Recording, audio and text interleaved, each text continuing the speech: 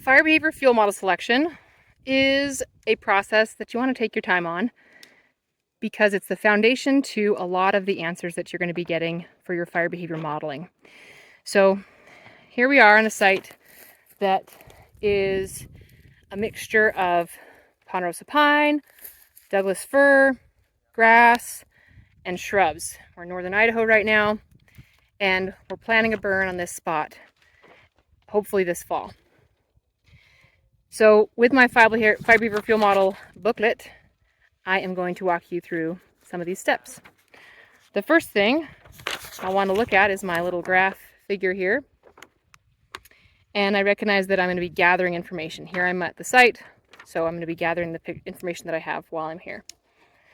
The table that's next to that, that's for me to record the values that I find as I find possible fuel models. So step number one is to use my flow chart. Turn your page. This is your flow chart. So first thing is, what is the primary fire carrier on this spot? There's a couple in this particular area. Let's start with one. What you're seeing is some grass and some shrub and some dead and down and some needles. So we can't have all that at the same time, so we're going to start with our primary fire carrier of probably the grass shrub. Are we in a dry climate or a humid climate? Well, up here in Idaho, we are in a dry climate. That's important because it affects the moisture of extinction. When you have a high moisture of extinction, you might still have burning even when you're kind of wet. If you have a low moisture of extinction, you're going to have fire that goes out when moisture goes up. You can think about that like two cloths. One's covered in gasoline, one's not. I put water on both of them. The cloth with gasoline is going to continue to burn. Dry climate fuel models have a lower moisture of extinction, like they do not have gasoline on them. Humid climate fuel models tend to have a higher moisture of extinction. So if we're in a grass shrub, look at our table, and we are in a dry climate, the next question we ask ourselves is whether we expect to have low, moderate, or high fire behavior. So on this site, we're imagining low fire behavior being the lowest that fire behavior can go, high fire behavior being the highest that surface fire behavior can go, and where we might land out in that. We're not talking about crown fire. So what do you think? Low, moderate, or high? I would say moderate, which gives us a GS1 or a GS2 fuel model. So if I'm filling out my table, in my flowchart section, I'm going to put in GS1 and GS2 so that I can know that those two seemed like contenders in this area. Okay. I have all the other things that are going on in this site. I've got some dead and down. I've got some pine needles. I want to make sure to account for those as well, because if I just pick a GS2 or a GS1, then I bring that back for modeling, I'm going to be ignoring the fire behavior that would come from my other fuel components. So the other piece that I'm going to look at here is the timber litter that I have. On my flow chart, where would you look for your timber litter? Well, it's in that dead fuels only category. And is this a coniferous site or a broadleaf site? Right, coniferous. And would we expect, again, to have low, moderate, or high fire behavior from this area? I would say moderate because of the type of litter that we've got. So we've got ponderosa pine needle cast mostly, and that is a fuel type that gives a little bit more fire behavior. Notice under the timber litter for high fire behavior, there are no options, because if you expect to have high fire behavior, then you might not have a timber litter fuel model. Similarly, if you look at that grass shrub line and you expect to have low fire behavior, you might have a shrub fuel model. The names of these fuel models can be misleading. Just because it says grass shrub doesn't mean it's going to burn like that all the time, or just because it says timber litter or grass, you want to make sure that you're picking your fire behavior fuel model based on the fire behavior. Back to our timber litter fuel model. Our options are fuel model 9 and timber litter 8. This book, handy book, doesn't have details about the original 13 fire behavior fuel models, so we're going to stick with TL9 for now. So in our table that we're keeping track of our options, we're going to put our TL8 as one of the potentials. So the ones we need to explore now are GS1, GS2, and TL8. We're going to focus in on GS1 and GS2. The table that I'm going to switch to now is this one here, with all the rows. So I'm going to look up my GS1 and GS2, and I want to see if I can thin this out. If I was going back to a computer, I would look right now at our land fire to see what land fire classed out and fill that out some more. Right now I'm going to jump to this fuel loading to narrow. We're just work on, we gathered some fuel models, now we're going to narrow the fuel models that we've gathered. So with GS1 is the low load, GS2 is a moderate load, and we did just some fuel loading sampling out here, so we know what the fuel loading is, and the fuel bed depth for GS1 is 0.9. It's hard to tell from just a visual, but you probably can tell that this is more than 0.9 feet for fuel loading. A GS2 is a 1.5 for fuel loading, which is a little closer. So right now GS2 is in the lead of what we're considering. The 1 hour and 10 hour fuel loading for GS2 also tracks more with what we were finding, with about half a ton for each of those. On this site, we do have 100-hour fuel moistures, or fuel loadings, so we know that a GS2 is not going to represent our 100-hour fuel loading since it doesn't exist in that fuel type. And then the loading for live and woody, live herbaceous and live woody. For GS2, it's 0.6 tons for live herbaceous and 1 ton for live woody. We measured less than that for this site. So the fuel loading for GS1 tracks better for our live herbaceous and live woody loading, but GS2 tracks better for our loading in 110s and 100s. Well, not hundreds, because there's some here. So because we might continue to model for GS1 and GS2 we might notice that it's going to overrepresent our fire behavior since we have less shrubs than the GS2 fuel model has. Notice the moisture of extinction for the GS1 and GS2. What is that? 15. Very good. So that 15 moisture of extinction means that with not very much moisture, this is modeling like it won't spread anymore. So now let's take a look at the same table, but for the TL8.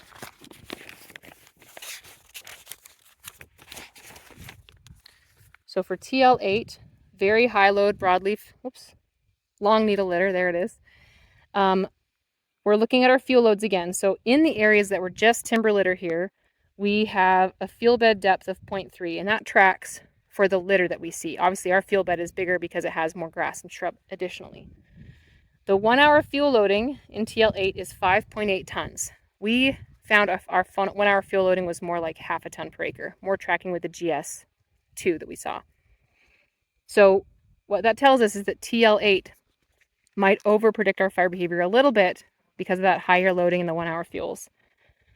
And then 1, 10, and 100 hour fuel loading is about on track with what we saw when we measured. Notice that it has no live herbaceous and no live woody. So if we only modeled with a TL8 fuel model, we would be missing the fire behavior in herbaceous and woody, which we gather because we have the GS fuel model in there too. Moving over to the side, look at that moisture of extinction. What's the moisture of extinction for a timber litter 8? 35. That's really quite high. In fact, if you look at TL8 compared to even humid climate fuel models, it is a moisture of extinction that is similar to some of those humid climate fuel models and higher in some cases. So ponderosa pine needles have a little bit of a volatile component, and they'll continue to burn even when things are kind of wet. Okay, now it's time to go to some tables that are near the front. So these tables here are helpful when you're trying to find fuel models that might have different names so that you can see what's comparable. Like if we're thinking the GS2 is a little bit more fire behavior than we'd expect, but GS1 is not enough, is there a fuel model that could somehow bridge the gap? So I'm going to look at the table on page 6. This is kind of spread out in a curve there so that I can see those numbers better. On the left is rate of spread. On the bottom is heat per unit area, which is the resistance to control. And on the middle is the flame length. Each fuel model has 10 dots, and that shows the fire behavior at different wind speeds. So if I'm looking at my GS2, yellow square with a square in the middle, and I'm thinking that's a little bit more fire behavior than I would expect to see, is there something that I could choose that's slightly less, that's comparable? And it looks like one that's less, that's near there is a TL6. So it might be worth looking at a TL6 to see if there's something that could happen in that space. Notice that we had look at our TL8, and that fuel model has lower fire behavior than GS2, but a higher heat per unit area, which makes sense because it has a lot more dead and down material in it. So this gives you context for how your fire behavior fuel models track across areas. So you can also look them up in the book itself. Our GS2 doesn't look anything like what our site looks like. The GS2 picture looks like a sagebrush ecosystem, but that's not where we are. Well, the pictures are misleading. They can be helpful, but they can also make you think that you're not in the right spot, or that you are in the right spot when maybe you are not. So the pictures are not something that you should rely on. The table that you see there, those graphs, are a helpful thing to look at when you're looking at how fire behavior can change for fuel conditions. So look at the flame length table for GS2 on page 20. What is the flame length expected under a 5 mile/hour wind? Looks to me like about 5-foot flame lengths under the very low conditions. Right now we're collecting fuel moistures, so we'll know what those are pretty soon, but I'm guessing that the fuel moistures today, on a pretty dry day, end of September, are in the 6, 7, 8 category. We're probably in the low fuel moisture condition. Because this is some private land, we're relatively new to burning here, we're not going to be burning under low conditions, we're probably going to burn under moderate. So I might look at my fire behavior under those moderate fuel moisture conditions and recognize that I might expect a flame length of around 3 feet. All of this will come out when I do more of my behave modeling and my IFTDIS modeling to see what my flame lengths will be for my plan for personnel. Right now what I'm doing is just double checking that it tracks with what I would expect to see for fire behavior. And on a day like today, relatively dry, end of season, I think that picking up on 5-foot flame lengths here is reasonable. Look at my TL8 as well. On page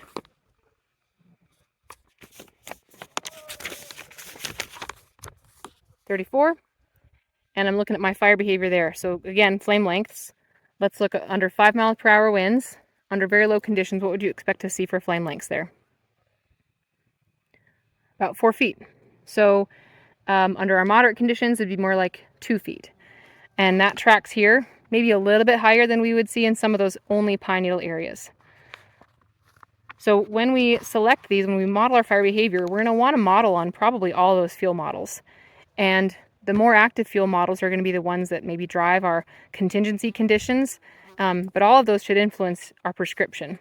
If we recognize that we're getting fire behavior that we can't handle with the moisture conditions we have in our prescription, then we need to take our prescription down and burn under less active conditions. Let's take a look now at an area that's a little trickier to model for. So now I'm at the top of that unit, and I'm in a different fuel type. This is an area that hasn't been thinned already, and we've also got a lot more residual shrub that are quite big. So we're going to go a little backward on this one just to have our discussion, which is, if you were to look at the picture on page 29, you would think that maybe that picture was taken right here. It looks just like it. It looks like very high load, dry climate, timber shrub. The problem is that it doesn't burn that way. This is ocean spray and 9 bark and some snowberry And in my experience, unless it has quite a lot of needle drape on it, it's not an active component. Well, plus some wind. Even under wildfire conditions, this stuff doesn't seem to engage unless it's got a lot of material underneath it. But when I look at my fire behavior on that table, and I look at my flame lengths under very low conditions for 5 miles per hour, looks like I've got flame lengths upwards of 9 feet or so. And if that shrub was catchy, then yeah, that might be the case. But what I've observed is that fire behavior stays down low and it burns more like that timber litter 8. Unless it engages some of the lower shrubs, in that case, it burns like something else. This is something that can be confusing because what it burns like is a TU2. When you look at a TU2, timber understory 2, you'll notice the first thing that makes you question whether that was a good choice or not.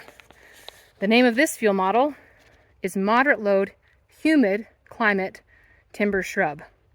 But we're not in a humid climate. We're in a dry climate. How could it be a humid climate fuel model? If I look at that moisture of extinction though, that's at 30. Do you remember what the moisture of extinction was for TL8? 35. So, is it possible that I could continue to have fire spread in this area with higher fuel moistures? Yeah, it is totally possible. It's very likely, in fact. So, even though it's called a humid climate fuel model, I might find that TU2 represents my fire behavior better. With those flame lengths, 5 mile per hour wind, very low conditions, I'm getting lower fire behavior, still pretty high, but something that is matching a little bit more about what I would expect. So again, when you're picking these fuel models, it's important to do a combination of considering outside the box, checking with your own knowledge so that you can make sure that it's tracking with what you've seen or what others have seen. Talk to people, and most importantly, when you're out burning, measure stuff. Measure your fuel moistures, measure your fuel loading, measure your fire behavior. Take that back and put it all together, and you'll end up with the information that you need to inform your future fire behavior model selections. After you burn, go back, double check, make adjustments for the next time. If you've received a new burn plan and it has fuel models in it, don't assume they're correct. In fact, start by assuming that they're not correct and that you need to make adjustments. Start from scratch. You'll notice in that line for the table, there's a line in there for local knowledge. Put that in there. Consider the fuel models that are in your specialist reports. Consider the fuel models that are in your previous burn plans, but do not expect them to be the same. Things might have changed, or you might have a different perspective that adjusts those fuel models. There's only 40 of them, or 53 technically, but that variation or that intentional selection will really help you in your planning.